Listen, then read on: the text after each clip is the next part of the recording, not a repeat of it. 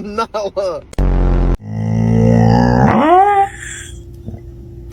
Whoa.